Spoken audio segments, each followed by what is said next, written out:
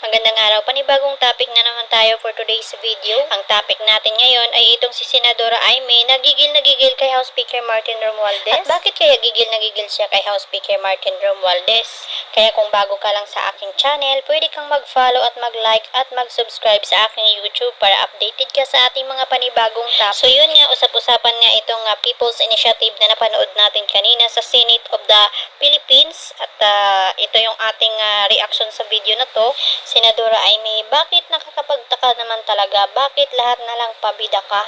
Sa kapatid mo, tinira mo rin. Ngayon, pinsan mo naman na si House Speaker Martin Romualdez. Si House Speaker Martin Romualdez naman ang binanatan mo. Maaga pa para magpabango, malayo pang eleksyon, kaya siguro kinukontra mo si House Speaker Martin Romualdez dahil sa ginagawa niyang ikakabuti ng taong bayan. At bakit niyo rin sinisisi si House Speaker Martin Romualdez sa PI na yan? At hindi naman totoo ang mga aligasyon niyo sa kanya na siya ang pasimuno na yan. At sinabi niya rin na wala talaga siyang alam dyan.